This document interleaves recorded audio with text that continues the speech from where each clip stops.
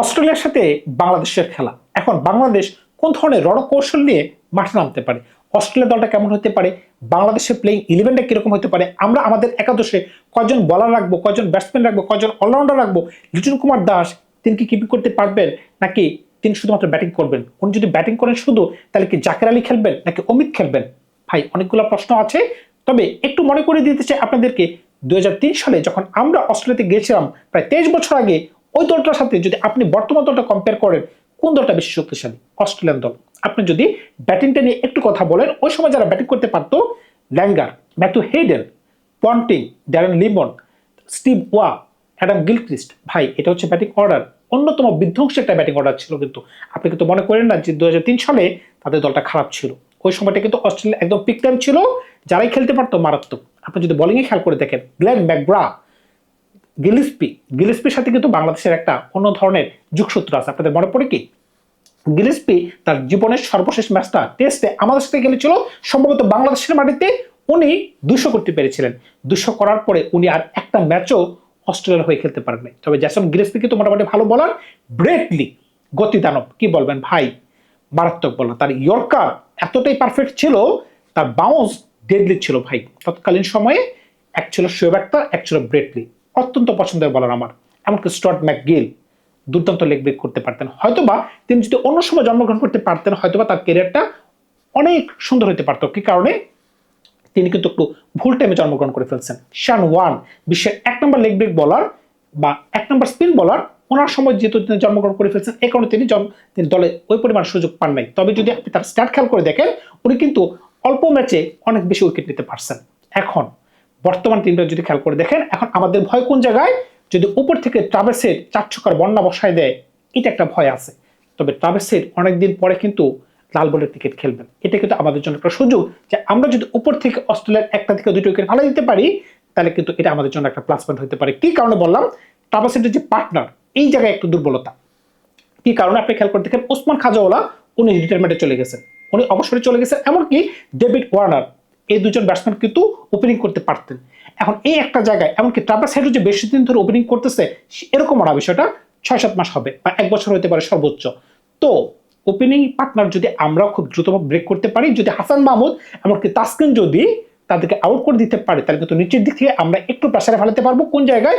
Steve স্মিথকে, Marnus লাবসানকে।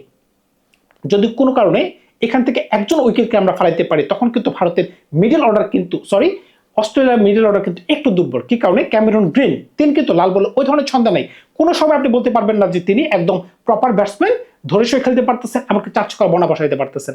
এমনকি বিউ Webster তিনিও কিন্তু মারাত্মক ব্যাটসম্যান, কিন্তু উনি যে কথায় কথায় খেলতে পারবেন এরকম না কিন্তু বিষয়টা। তো এই জায়গায় কিন্তু একটু আমাদের চান্স কিন্তু আছে, যদি আমরা উপর থেকে নতুন বলে যদি উইকেট ফেলাইতে পারি, তাহলে হয়তো বা আমরা ভালো কিছু করতে পারবো। তাদের বোলিং নিয়ে তো কথা বলে লাভ নাই ভাই, কারণ থেকে আমরা সকলেই জানি Pat Cummins, Mitchell Starc, Josh Hazlewood, এমনকি নাথান লায়ন, বিধ্বংসী একটা অ্যাটাক, বিধ্বংসী অ্যাটাক। 2003-এর সাথে যদি আপনি চিন্তা করেন, তুলনামূলকভাবে 2003-এর থেকে এই অ্যাটাকটা বেশি সুন্দর। কারণটা কি? সবাই একযোগে বল করতে পারতেছে। অন্যদিকে বাংলাদেশের ইলেভেনটা কিরকম হতে পারে? বাংলাদেশ ওপেনিং কাকে নিয়ে করবে? সাদমান করবে, তানজিদ করবে নাকি সৌম্য করবে? এই 3জন থেকে আপনি কাকে নেবেন? ব্যক্তিগতভাবে যদি আপনি আমাকে প্রশ্ন করেন, আমি কিন্তু তানজিদকে বেঞ্চে বসা রাখবো। তানজিদকে বেঞ্চে বসা রাখবো কি কারণে? সাদমান অনেকদিন ধরে বাংলাদেশের টেস্টে ওপেনিং করতে পারতেছেন, এমনকি সৌম্য সরকার আন্তর্জাতিক মঞ্চে অনেকদিন ধরে খেলতে পারতেছেন, এমনকি তিনি পেস বোলিং একজন অলরাউন্ডার, তিনি কিন্তু চতুর্থ বলার কিংবা ফিফথ বলার হিসেবে কিন্তু তিনি 2-4 ওভার বল করতে পারবেন, সেটা কিন্তু আমরা আশা করতে পারি। যেহেতু ওই ধরনের জায়গায় আপনাকে রান করতে হবে, এক হিসাব করলে কিন্তু তানজিদকে আমাদের খেলানো লাগতেছে। তানজিদ, সৌম্য সরকার, কিন্তু আপনাকে কিন্তু কিছু ব্লকও করতে হবে। কারণটা কি? অন্য প্রান্ত থেকে যখন মিচেল স্টার্ক গতিদানব হয়ে আসবেন, প্যাট কামিন্স যখন বাউন্স দিবেন, আপনাকে কিন্তু কন্ডিশন বুঝতে হবে। সেই কারণে কিন্তু আমি আমার দলে তানজিদকে রাখতে পারতেছি না, সৌম্য সরকার আর হচ্ছে সাদমান ইসলাম। 3 নম্বরে মমিনুল হক। ভাই আপনি যেভাবে এশিয়ার মাঝখানে টুকটুক করে খেলেন, অন্তত ওই জায়গায় টুকটুক করেন না, রান বের করার চেষ্টা করেন। কারণটা কি? আমাদের দিন শেষে রান প্রয়োজন হবে। এরকম হইতে পারে যে অস্ট্রেলিয়া মাত্র একবার ব্যাট করতেছে আর আমরা 2বার ব্যাট করে ফেলছি, 2 দিনের মাঝখানে খেলা শেষ। কারণটা কি? আমাদের উইকেট 30 থেকে 40 ওভার মাঝখানে সব পড়ে গেছে। অসম্ভবের কিছুই না ভাই, যখন উইকেট পড়া শুরু করবে মনির মতো উইকেট পড়ে যেতে পারে। এই ধরনের কন্ডিশন এরকম হয়।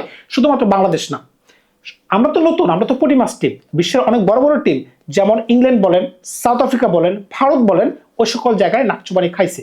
হয়তো বা ডারউইনের জায়গাতে ব্যাটিং করাটা একটু সহজ হতে পারে, কিন্তু এই কথা আপনি কিভাবে বলতে পারবেন যখন তাদের বিগ্রেট একটা টিমের সাথে অস্ট্রেলিয়া 11-এর সাথে যখন আমরা 2 দিনের মাঝখানে খেলা শেষ হয়ে গেছে। 3 নম্বর দিন মর্নিং সেশনে আমাদের 8 উইকেট পড়ে গেছে। এখন 4 নম্বরে শান্ত, 5 নম্বরে মুশফিক ভাই আপনি একটু ধরে সরে খেলার চেষ্টা করেন, কয়েকটা বল একটু দেখে শুনে খেলেন, আপনি সুইপ শট ওইখানে খেলার চেষ্টা করেন না, আপনি স্টেট বেটে খেলেন। স্টেট বেটে যদি খেলতে পারেন তাহলে হয়তোবা বাংলাদেশ ভালো কিছু করতে পারে। তবে লিটন কুমার দাস এখানে একটা ভালো ভূমিকা পালন করতে পারে। আপনি যত কথাই বলেন বর্তমানে বাংলাদেশের নাম্বার 1 ব্যাটসম্যান কিন্তু লিটন কুমার দাস। তবে তিনি কি ইনজুরি ফ্রি, তিনি কি ভালো মতো খেলতে পারবেন, তার ভিতরে কি কোনো ভয় আছে? এখন তিনি যদি খেলতে পারেন তাহলে এগ্রেসিভ ভাবে খেলতে হবে, রান করতে হবে। দিন শেষে আমাদের মাথায় রাখতে হবে যদি আমরা স্কোরবোর্ডে 250 থেকে 300 রান করতে পারি তখন অস্ট্রেলিয়া একটু চাপে থাকবে। আর যদি 110-20 রান করে আমরা অল আউট হয়ে যাই তাহলে খুব বাজে অবস্থা হয়ে যাবে। এখন কথা হচ্ছে লিটন যদি কিপিং করতে পারে গুড, আর যদি করতে না পারে তাহলে কিন্তু আমাদের একজন বলার কম খেলাতে হবে। কি কারণে? মেহেদী হাসান মিরাজ তো অবশ্যই খেলবেন। কারণটা কি, মেহেদী হাসান মিরাজ আমরা কিন্তু দেখতে পাইছি যে ওই যে প্র্যাকটিস ম্যাচ কিন্তু তিনি একটা সেঞ্চুরি করতে পারছেন। ওই যে একটা সেঞ্চুরি তাকে তো কোনোভাবে বাদ দেওয়া যেতেছে না। এমনকি তিনি আবার বল করতে পারতেছেন, অফ ব্রেক বলার। নেথান লায়না অফ ব্রেক বলার, তিনি অফ ব্রেক বলার। এমনকি ওই মাঠে ওই যে 6 ফুটের উপর যে লম্বা বলারটা ছিল তিনি কিন্তু 8 উইকেট ফেলাইতে পারছেন। স্কোর হিসাব করলে কিন্তু মেহেদী হাসান মিরাজের কোনো বিকল্প নাই।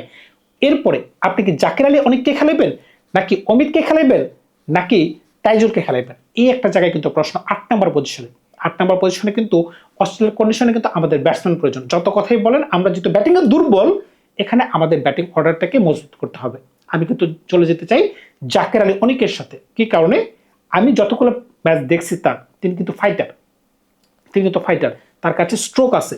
যদি ব্যাটে সুন্দর মতো বল আসে, সেটা মিচেল স্টার্ক হোক, প্যাট কামিন্স হোক, তিনি কিন্তু 4 ছক্কা মারার জন্য যাবেন। এমনকি তিনি যদি 40 বলে 50 করতে পারেন বা 50 বলে 30 করতে পারেন, মানে একটা ঝড়ো ইনিংস, সেটা 40-50 রানের হইলে যথেষ্ট, তাহলে কিন্তু আমাদের জন্য সেটা সাপে বর হইতে পারে। এই কারণে 8 নম্বর পজিশনে জাকির আলী অনেক কিন্তু একটা মোর দেন গুড। তবে আমাদের সমস্যা হবে কোন জায়গায় জানেন? আমাদের থার্ড সিমারের ক্ষেত্রে। কি কারণে? তাসকিন আর হাসান মাহমুদ ফিক্স, কিন্তু 3 নম্বর বলার হিসেবে কে থাকবেন? 3 নম্বর বলার হিসেবে কি এবাদত থাকবেন নাকি খালেদ থাকবেন? দুইজনের একজনকেও আমরা কিন্তু রিদমে খুঁজে পাই নাই। এই জায়গায় আমরা কিন্তু মিস করবো নাহিদ রানাকে, এই জায়গায় আমরা মিস করবো শরীফুলকে। এই একটা জায়গায় মনে হচ্ছে যে আমাদের ল্যাকিংস। যদি নাহিদ রানা থাকতে পারতেন, অস্ট্রেলিয়া কিন্তু একবার চিন্তা করতো যে তাদের কাছে কিন্তু গতিদানব আছে। এখন কিন্তু অস্ট্রেলিয়াকে ওই ধরনের চিন্তা করা লাগতেছে না। এখন যদি নতুন বলে হাসান মাহমুদ যদি সুইং বের করতে পারেন, তাসকিন যদি তার রেপুটেশন অনুযায়ী নতুন বল উইকেট ফেলাইতে পারেন, তাহলে কিন্তু আমরা ভালো কিছু করতে পারবো। এখন আমাদের আশা করা ছাড়া কিছুই করার নেই। প্ল্যান করে কিছুই করাতে পারবেন না আপনি। অন দ্য স্পট খেলার মাঠে ইনস্ট্যান্ট বুদ্ধি কাজে লাগে, যেটা করার মতো সেটা যদি করতে পারে। আর যদি ভাগ্যে আমাদের ভালো কিছু লেখা থাকে, ভাগ্য ছাড়া কিছু হবে না। আপনি যদি মনে করেন যে না, অস্ট্রেলিয়ার মাটিতে আমি একদম মুখস্থ করে গেছি, এই বলগুলা এই বরাবর খেলবো, অফ স্টাম্পের বাইরে বল অফ স্টাম্পেই খেলবো, হচ্ছে না। কারণ কি, ক্রিকেট কিন্তু এখন পাল্টে গেছে। আপনাকে ইনোভেশন আনতে হবে, ধৈর্য রাখতে হবে, আবার স্ট্রোকও খেলতে হবে। ধন্যবাদ সবাইকে। ভালো থাকবে। আপনার নতুন কোনো গল্প নেই, খুব শীঘ্র হাজির হবো আপনাদের সাথে।